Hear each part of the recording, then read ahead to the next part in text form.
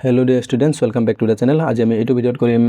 class 10 গণিতৰ exercise 4.1 ৰ question number 2 okay ইয়াৰ আগৰ ভিডিওত আমি কোৱেশ্চন নম্বৰ 1 খিনি গুটেই কৰিলো যদি চোৱা নাই চাই লব পাৰা ওকে কোৱেশ্চন নম্বৰ 2 ত আমাক কি বুলি কৈছে তলৰ পৰিস্থিতি কেইটাক দ্বিঘাত সমীকৰণৰ আৰ্হিত প্ৰদৰ্শন কৰা ওকে তো আমাক কিছুমান কথা প্ৰশ্ন দি আছে এই কথা প্ৰশ্নবোৰ আমি কি কৰিব লাগে দ্বিঘাত সমীকৰণ আমি বনাব লাগে ওকে এনেকুৱা প্ৰশ্ন আমি ইয়াৰ আগৰ চেপ্টাৰ 3 টো কৰিছিলো তো এটো অলপমান তেনেকুৱা ধৰণৰ হয় ওকে সো আমি দ্বিঘাত সমীকৰণ বনাব লাগিব কি বুলি কৈছে আয়তাকাৰ মাটি এটুকুৰাৰ কালি ইমান দিয়া আছে কালি হয় এটা আয়তাকাৰ মাটি এটুকুৰা আছে তাৰ কালি দিয়া আছে এটো কালিৰ সূত্ৰটো আমি জানো কি হয় দিক পূৰণ প্ৰস্থ যদি l আৰু b হয় তেনে কি হ'ব l * b আৰু পৰিসীমা মানে কি হয় ইয়াৰ বাউণ্ডাৰীটো যদি আমি যোগ কৰো কি পাম পৰিসীমা পাওঁ তো দুটা দিক আছে দুটা প্ৰস্থ সেইকাৰণে আমাৰ কি হয় পৰিসীমাৰ সূত্ৰ হয় 2 * l + b ওকে আৰু কালিৰ সূত্ৰ l * b এটা কি বুলি কৈছে মাটি টুকুৰাৰ দিক ইয়াৰ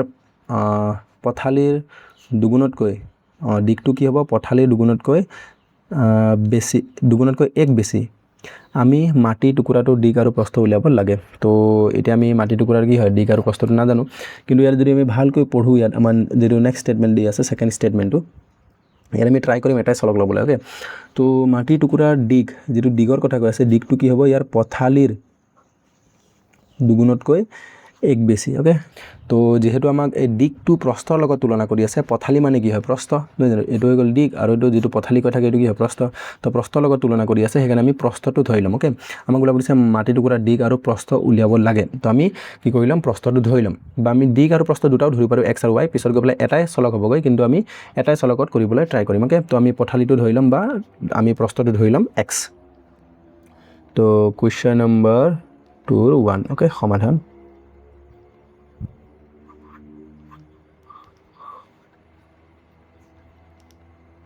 ধৰা হল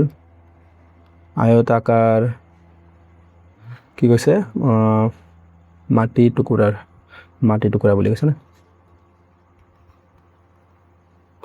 আয়তাকাৰ মাটিৰ টুকুৰাটোৰ আমি ধৰিলাম প্ৰস্থ কিমান হ'ব প্ৰস্থ ধৰিলাম আমি x ওকে এটাকে দিক কিমান হ'ব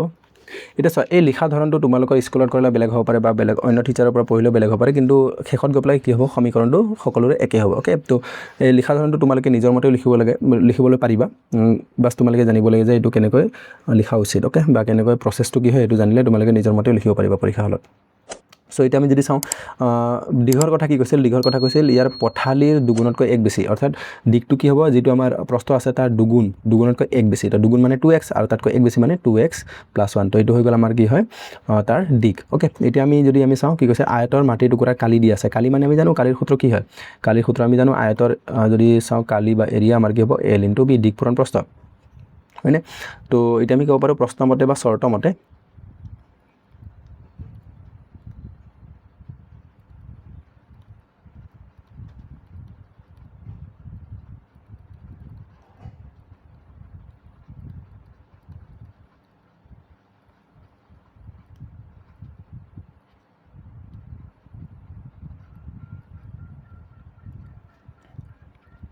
ওকে এটা দিক মানে কি আছে দিক মানে আমাৰ আছিল 2x + 1 এটো বুজাইছে দিক এটো আমি পূৰণ কৰিব লাগিব কালৰ প্ৰস্থ মানে কি মানে x তো এনেকৈ ব্ৰেকেটৰ বাহিৰত লিখি দিলে মানে পূৰণ হৈ আছে এটা আয়তাকাৰ মাটি টুকুৰা কালি আমাক দি আছে কিমান 528 বৰ্গ মিটাৰ তো লিখো 528 লিখিলো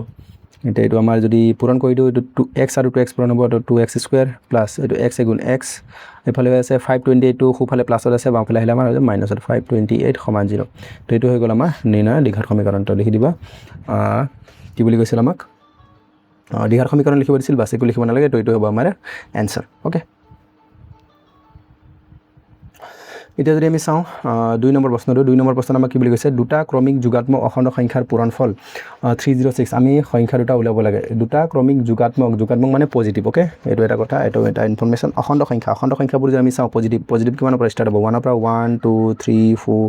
5 6 এনেকৈ আৰু গুটেকেটা আহি থাকিব কিন্তু মই ধৰো এটাটো x হয় প্ৰথমটো x হয় তেন্তে ইয়াৰ পিছৰ বিলাক যদি আমি চাও ভালকৈ যদি আমি ধ্যান দিও +1 হৈ থাকিব এক বাঢ়ি গৈ থাকিব হয়নে তো একৰ পৰা 2 হতে এক বাঢ়িছে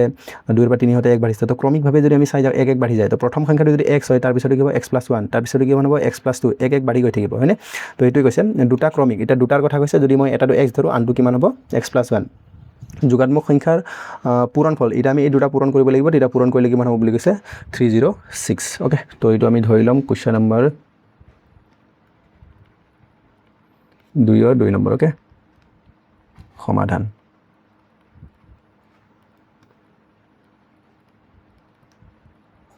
ধৰা হ'ল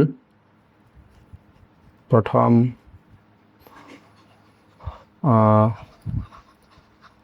খণ্ড যোগাত্মক খণ্ড সংখ্যাটো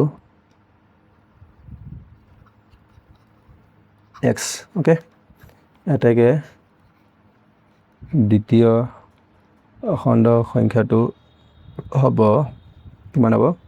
x + 1 ওকে বা আমি ধৰি ল'ব পাৰোঁ ধৰা হ'ল সংখ্যা দুটা x আৰু x + 1 তেনেকৈ শ্বৰ্টতো লিখিব পাৰোঁ বা এনেকৈ লিখিব পাৰোঁ ওকে তেনেকৈ লিখিলেও চলি যাব তো এটাকে